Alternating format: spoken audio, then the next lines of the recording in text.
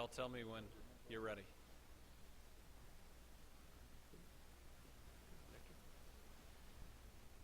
Thank you all for being here this afternoon. You'll hear from me today. You'll also hear from Representative Russ Meyer and Representative Dennis Keene, as well as Nicholasville Police Chief Barry Waldrop. But we are joined today by a number of supporters who do great work every single day in protecting our Kentucky families. We've got Ronnie Baston, the Public Safety Commissioner here in Lexington. We've got Assistant Chief Ron Compton. We have the President of the Sheriff's Association, Wayne Wright. We have the next President of the Sheriff's Association, Sheriff Kevin Corman.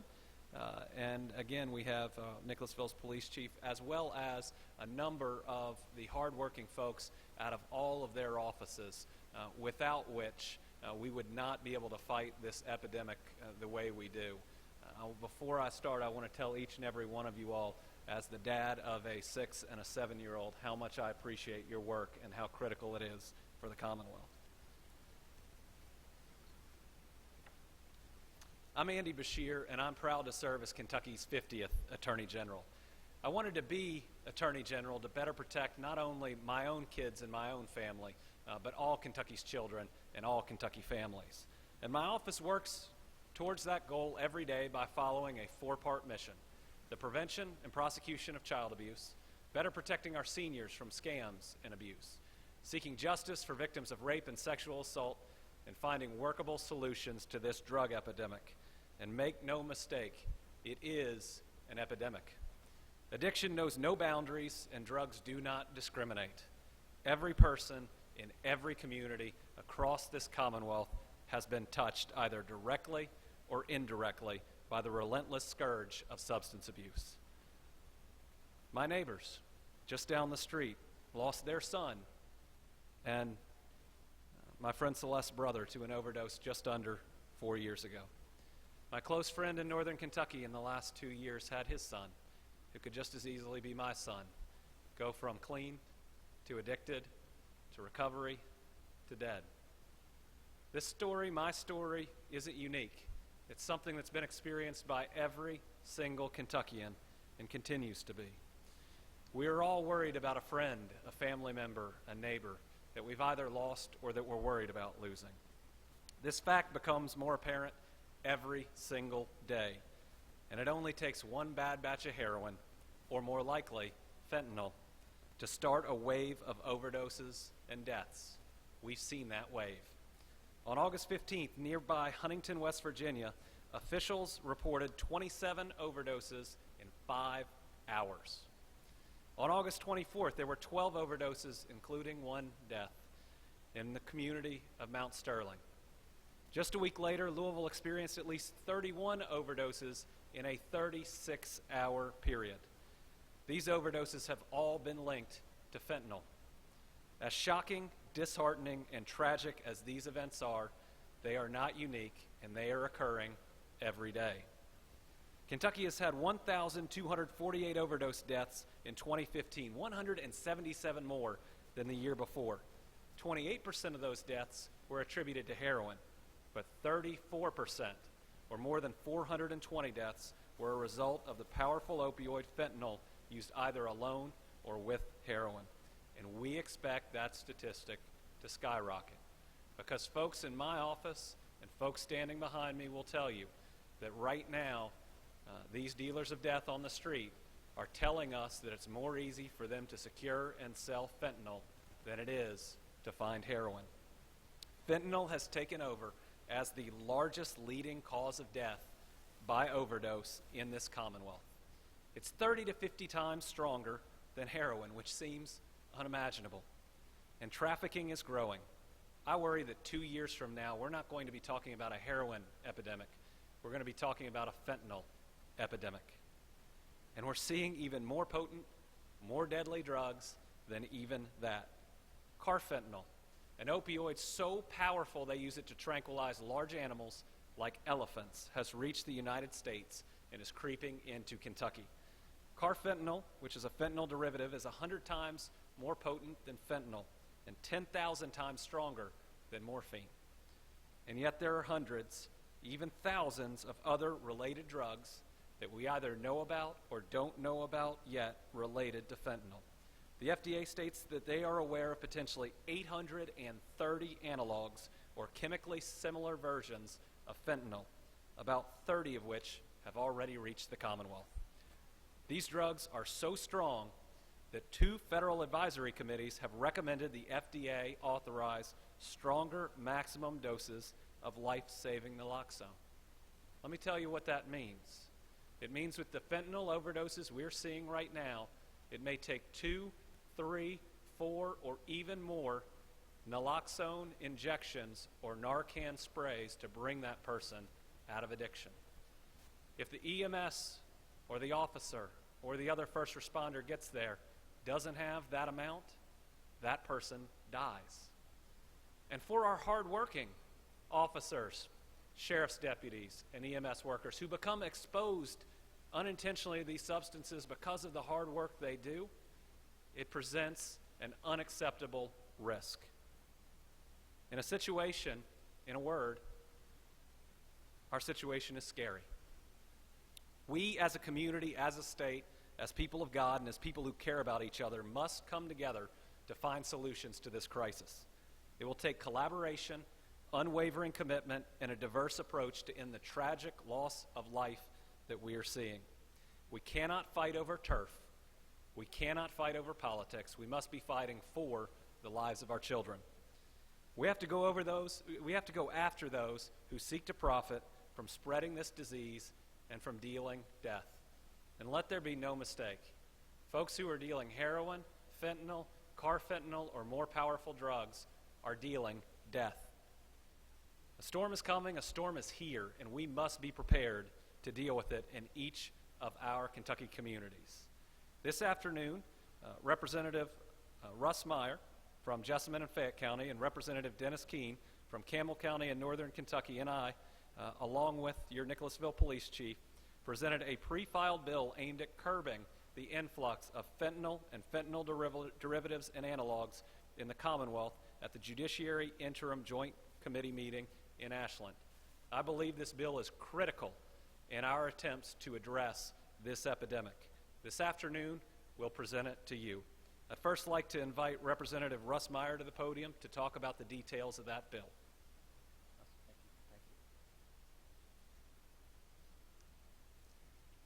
Thank you. And first I want to thank the Attorney General's office and their staff for all their hard work and working with us in the legislature on this bill. This bill is very important to me and everyone here with us today. This bill is going to continue to allow us to fight. And when I go to Sheriff Corman and my police chief, Barry Waldrop, and ask them, what are we going to do about the drug epidemic? What are we going to do about the heroin problem? What are we going to do about the fentanyl problem? They always tell me we've got to keep fighting. And that's what this is about. We're going to keep fighting and standing up for our communities, for our friends, and for our families. And today I'm going to give you a brief summary of the bill before we release it and talk a little bit about what it entails and what our intentions are. This bill seeks to address our growing fentanyl derivatives, and fentanyl analogs problem in several ways. Definition, classification, and creating and increasing penalties for trafficking of fentanyl and fentanyl derivatives. This bill makes the criminal penalties equivalent with the deadly, potent nature of those drugs, eliminates the weight requirement for higher trafficking penalties, recognizing that pure fentanyl can be deadly in even minuscule amounts. Add fentanyl to the enhanced trafficking statute we create in the heroin bill. Due to existence of so many chemical variations on fentanyl, expands the power of the Office of Drug Control Policy to request administrative rescheduling of fentanyl analogs. Specifically, it amends KRS 218A-010 to provide definitions for fentanyl and fentanyl derivative. It amends KRS 218A20 to allow the Office of Drug Control Policy to request that the Cabinet for Health and Family Services schedule fentanyl analogs not approved for human use by the U.S. Food and Drug Administration. It amends KRS 218A050 to include fentanyl analogs not approved for human use by the FDA as a Schedule I controlled substance. Amends KRS 218A142 to create the offense of aggravated fentanyl trafficking, and amend KRS 218A1412 to increase the penalties for trafficking in fentanyl. But ladies and gentlemen, we don't have to tell you today the importance of why we're here. You know the importance of why we're here, because it affects and impacts every family in the Commonwealth of Kentucky and in our communities.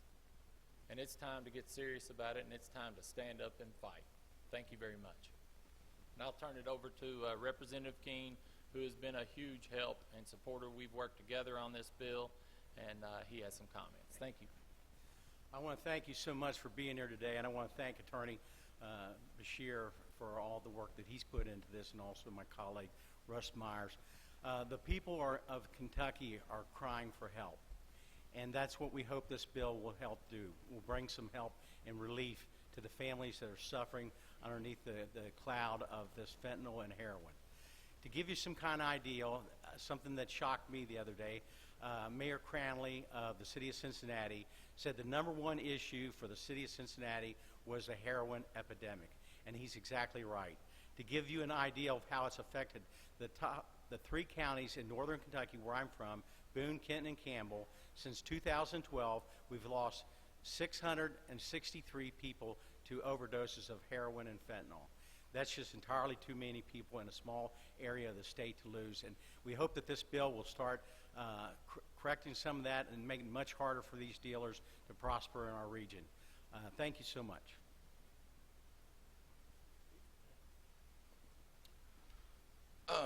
What I'm going to talk about here today, there's a lot of us here, law enforcement, that are faced with probably the same identical things from every city and every county here in the state of Kentucky.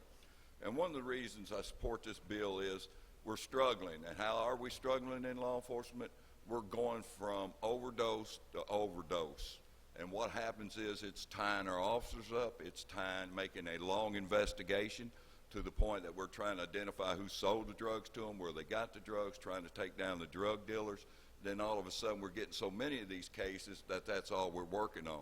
And this is starting to affect everybody in the community, because probably 90% of all our crime is related to this drug. Your thefts, your burglaries, your robberies, your serious assaults, all these things are starting to relate to these people trying to get money, trying to steal whatever it takes to get this drug. So yes, if there's anything that can be done, if this bill can pass, it may help, because to me, rehabilitation isn't going to work unless a drug dealer or an addict wants off the drugs. You can send them to all the rehab in the world. If they don't want off of it, they're not going to get off of it. And if these people that are selling the drugs can be caught and put in jail, I mean put them in jail, there is no substitute for that, lock them up, then that's what needs to be done. And just maybe we might stand a fighting chance to slow this whole thing down and stop some of this. And you got to realize, I read somewhere's been telling me that $10,000 worth of this fentanyl will make $500,000 out on the street. So it's not going to stop at that rate. It's going to keep coming, and we're going to have to keep fighting it. So whatever we can do to pass bills of this nature needs to be done. Thank you. Yes? I want to give anybody the chance who wants to. Nope? We appreciate everybody coming out today. Just a couple of points before we end about the specifics of what this bill does. The original heroin bill treated heroin and fentanyl the same, and that's because we weren't seeing as much fentanyl as we are right now. But given the power of fentanyl and how just a minuscule amount, as Representative Meyer said, can be deadly, it makes the selling of any amount of fentanyl a Class C felony.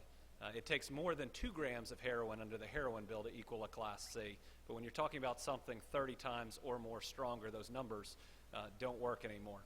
It also defines fentanyl as a way in state law that gets all of the known forms in, and then the bill allows other forms to be added through the cabinet as we discover them, so we don't have to come back to the legislature year after year. We can actually stay ahead of the drug problem in that instance. And then for the major traffickers with heroin, would take over 100 grams. For fentanyl, given how powerful it is, it only takes 10 grams, because someone with 10 grams of fentanyl can cause a huge loss of life, and that will now be a Class B felony. So I believe what we're doing here today is critically important to addressing the absolute dangerousness of these new drugs that we are seeing. It's something that is needed by our law enforcement. It's something that's needed by our parents. It's something that's needed for our communities. So with that, we'd be happy to take any questions together on this issue. And then afterwards, if people have questions on other issues, you can grab us individually. General, when there's talk about increasing penalties, there's also talk about are there enough prison beds? Well, it's important to increase the penalties on fentanyl because it is so much more dangerous than heroin. I understand what they were trying to do in the heroin bill, though I don't necessarily agree with the numbers in between a user selling to feed their habit, a low-level peddler, and a major trafficker. The problem with that is you can't use the same number of grams with heroin as with something that is 30, 50, 100, or 1,000 times more powerful. And somebody who's dealing heroin is dealing death.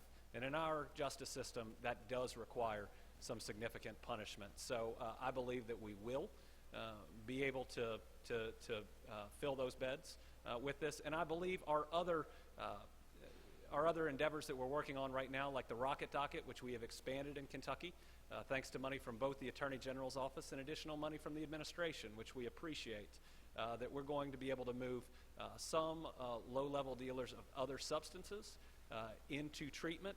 But these folks that are dealing something 10,000 times more powerful than morphine are going to get the type of punishment that they deserve. But how many more beds will we need? Well, we'll see as that comes up. I know as it moves through the legislative process that there will be some sort of fiscal note. But as you know, Jack, when they do those types of equations, rarely does it end up equaling the reality. But this creates a serious disincentive to selling fentanyl and gets justice for those victims that often don't know they're buying fentanyl, and we end up with these massive overdoses. Victor?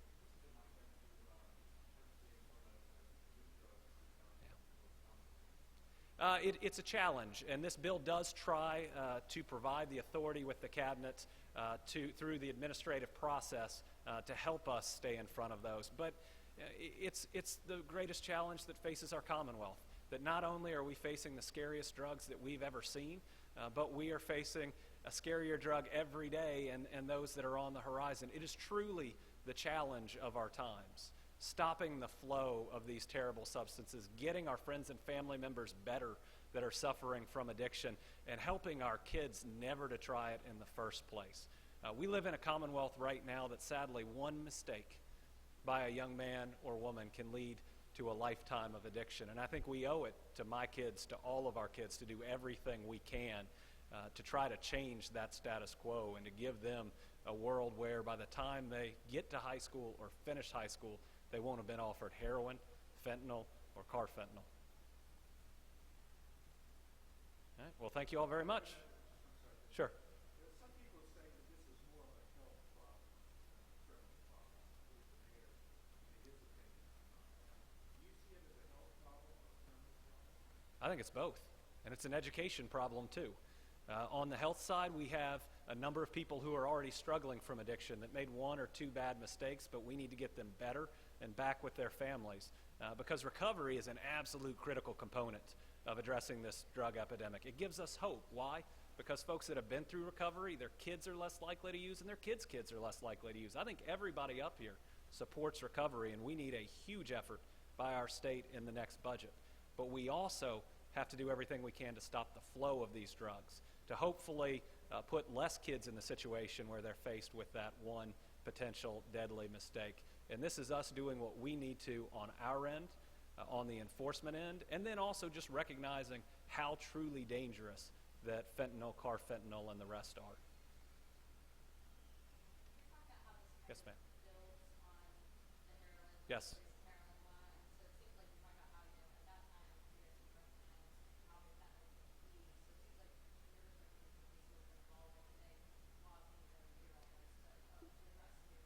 We'll see. The bill tries certainly to include the ability for it to adapt certainly to the new forms of fentanyl as it comes out. But in a way, this is adjusting the math from that first heroin bill, because 2 grams of heroin is a very different thing than 2 grams of fentanyl, which is a very different thing than 2 grams of carfentanil. So within that same spirit of the heroin law, I think this is trying to just recognize and treat those more dangerous derivatives as more dangerous.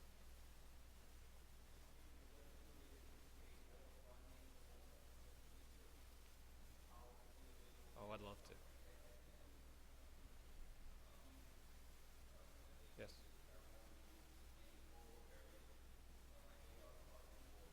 Right. Yeah. Every area in Kentucky, every county needs a drug rehabilitation facility where there are enough beds, where it's long enough, and where it's funded. The reality right now is that the funding hasn't been there. I'm certainly going to be advocating in the next budget that these gentlemen will be crafting and voting on for a very significant sacrifice by this Commonwealth to make sure that becomes a reality. Now, we recently put $1.2 billion in pensions, and we needed to do that. But to date, a pension's never killed somebody's son or daughter. Drugs are the biggest issue we face, and I'd like to see $100, $200 million in that next budget put into recovery. We have got to give people that opportunity to get better and to reintegrate into society. Thank you.